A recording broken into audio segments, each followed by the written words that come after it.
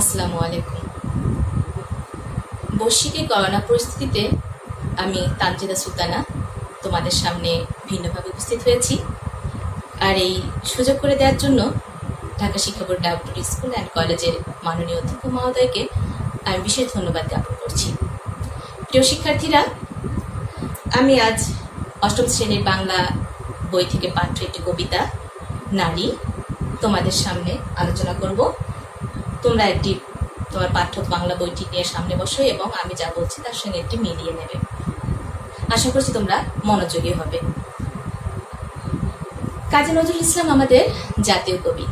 তিনি একাধারে প্রেমের কবি, সাম্যের কবি, মানবতার কবি, অসাম্প্রদায়িক কবি, সর্বোপরি বিদ্রোহী কবি। তিনি একমাত্র কবি যার কবিতায় প্রেম এবং বিদ্রোহ একই সঙ্গে উচ্চারিত হয়েছে। যেমন বিদ্রোহী কবিতা তিনি বলছেন, মম এক হাতে বাঁকা বাঁশের বাঁশুরি, আর হাতে রণতুর্য। ঠিক তেমনি ভাবে তিনি বিধাতার বুকে পদচিহ্ন আঁকতে চেয়েছেন। তিনি আরো বলেছেন, খোদার আসন আরশ ছেদিয়া উঠিয়াছে চির বিস্ময় আমি বিশ্ববিধাত্রী। আবার তিনি তার গানের মধ্যে দিয়ে চাওয়া ব্যক্ত করেছেন, মসজিদের পাশে আমায় কবর দিও ভাই। একই ব্যক্তি, তার মধ্যে দিয়ে সেই গলাতেই আবার আমরা প্রেমের গান শুনতে পাই।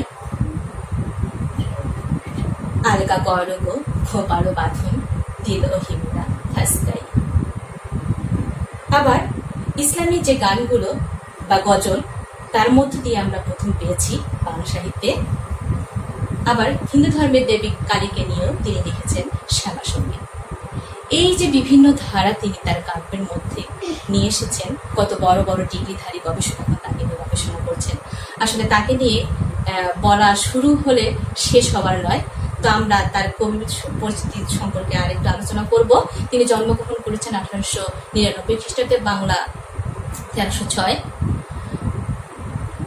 পশ্চিমবঙ্গের চুরুলিয়া গ্রামে। অতি ছোট বয়সে তাকে বাবাকে হারাতে হয়েছিল এবং মক্তব চালিয়ে তিনি ওই সময়ে তার পরিবারের দায়িত্ব পালন করেছেন।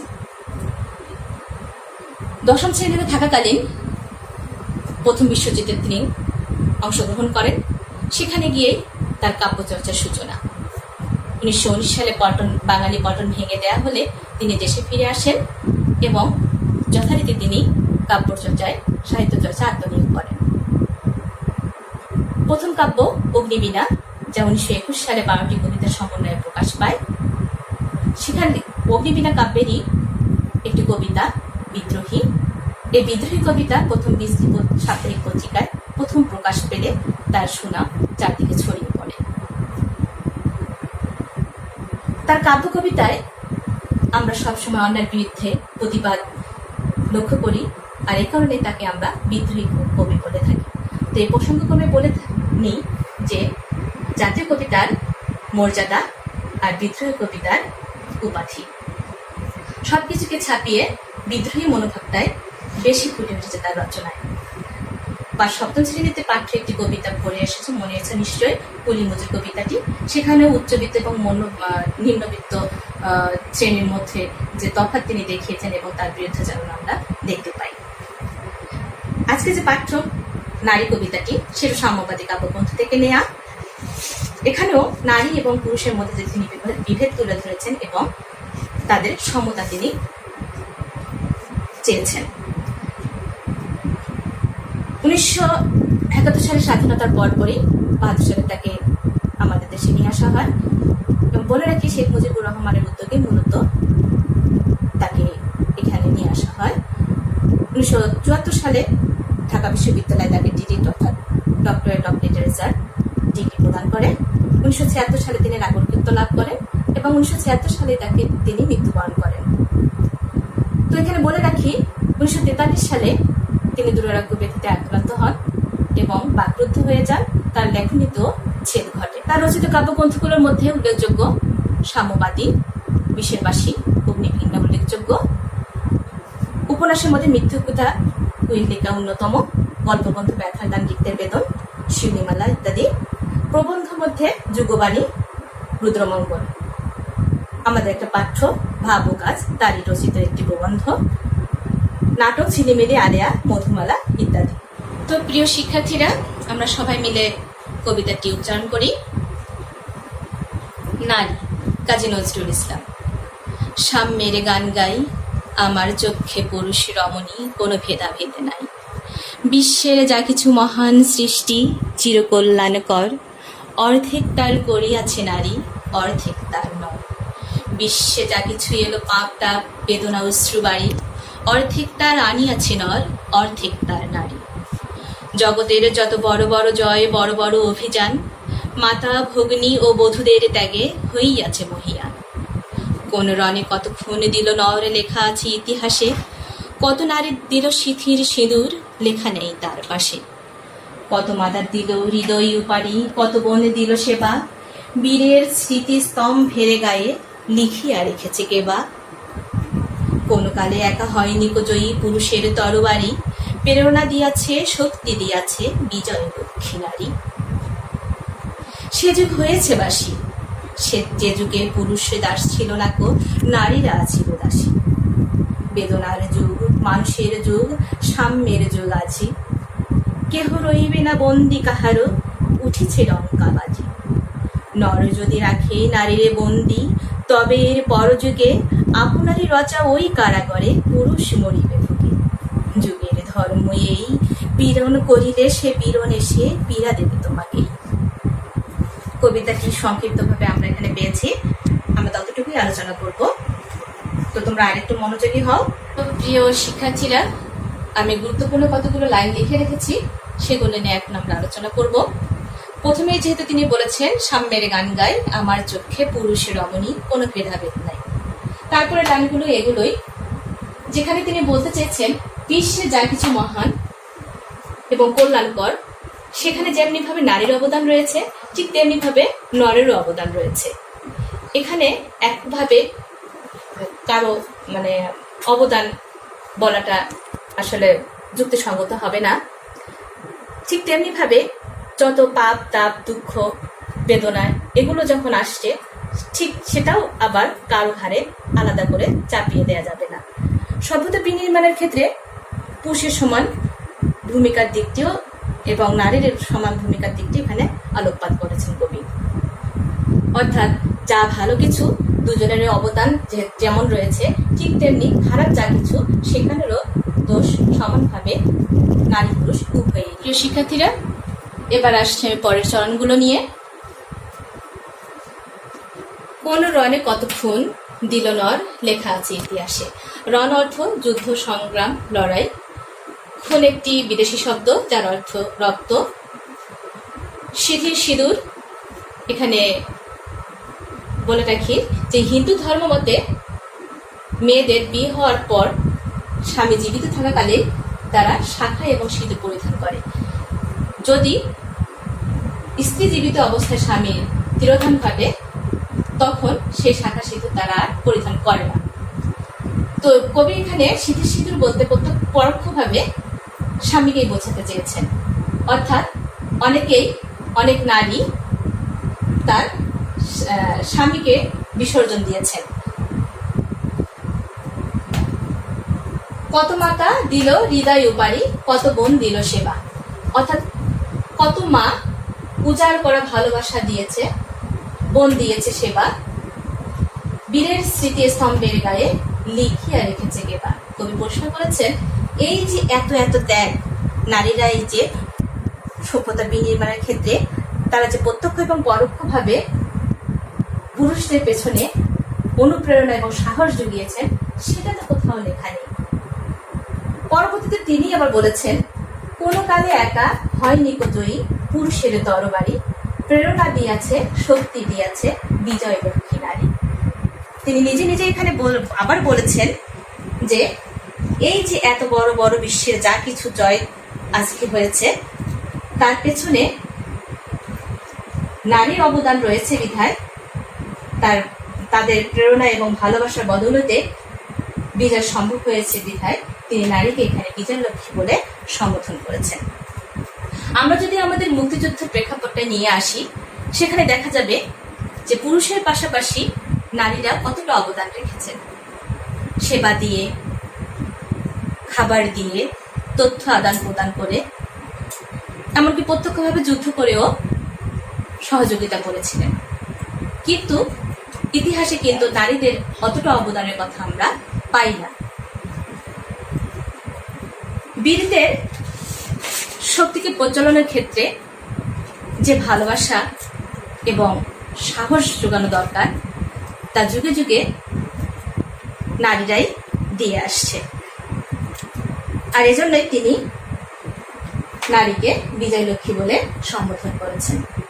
আলোচনা করব কবিতার শেষ পর্যায়ের বিশেষ কতগুলো লাইন নিয়ে।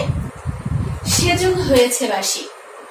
সে যুগ বলতে এখানে অতীতকাল, অর্থাৎ নারীর দাসত্বের যুগ শেষ হওয়াকে বোঝানো হয়েছে। যে যুগে পুরুষ দাস ছিল না গো, নারীরা ছিল দাসী।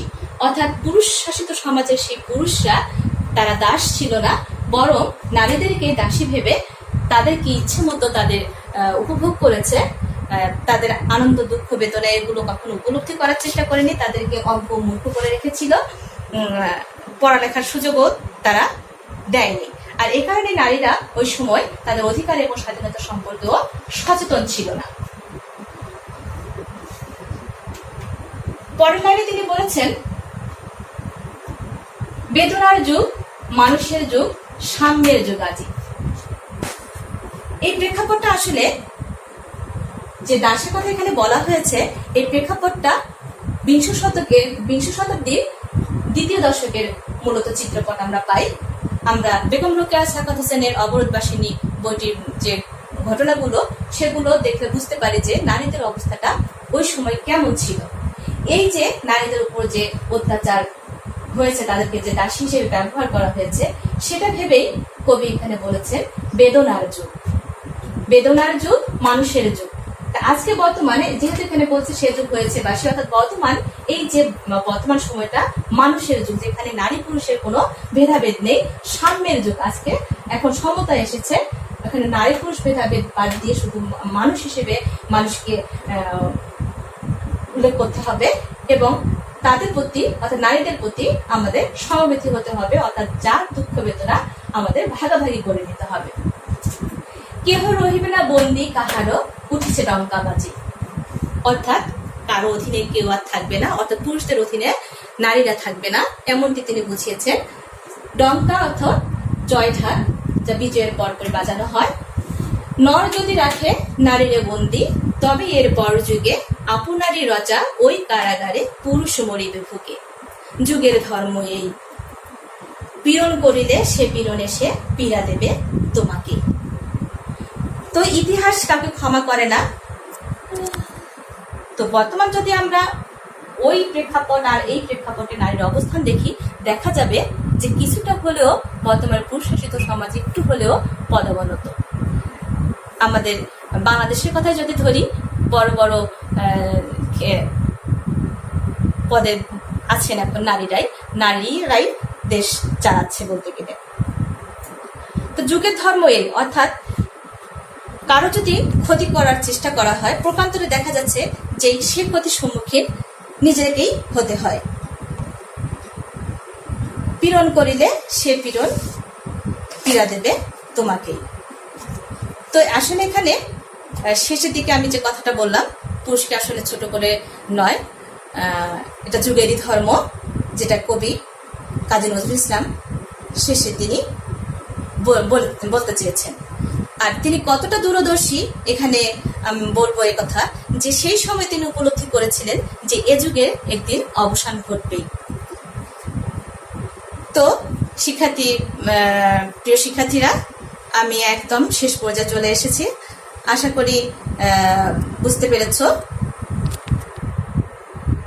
তো আমরা নারী পুরুষ বলে কথা নয়, আমরা একজন মানুষ হিসেবে নিজেকে মনে করব এবং সমাজ, দেশ এবং সভ্যতাকে এগিয়ে নিয়ে যাওয়ার ক্ষেত্রে আমরা উভয়ই সমানভাবে কাজ করে যাব এবং সম অধিকারও আমরা ভোগ করব। এখানে কাউকে ছোট করে নয়, আমরা নিজেকে মানুষ বলে প্রতিষ্ঠিত করব, গড়ে তুলব একটা সুন্দর সমাজ, রাষ্ট্র তথা একটি সুন্দর বিশ্ব। তো এবার আমি কিছু প্রশ্ন তোমাদের বলতে চাচ্ছি, তোমরা পারবে, টুকে নাও।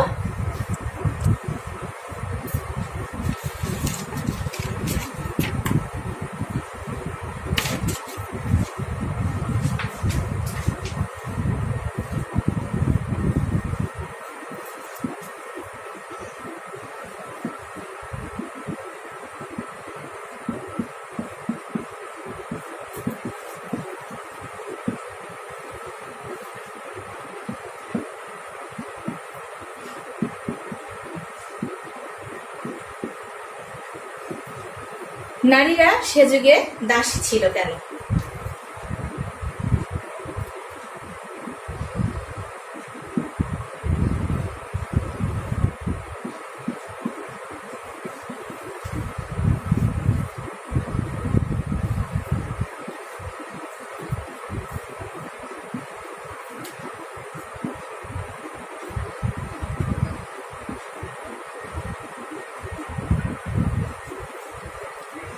এমনই আমরা আরো কতগুলো প্রশ্ন পেয়ে যাব। বলতে গেলে প্রতিটি লাইনই তোমাদের অনুধাবন হিসেবে আসতে পারে। আমি চেষ্টা করেছি প্রতিটা লাইন ধরে ধরে তোমাদের বোঝানোর।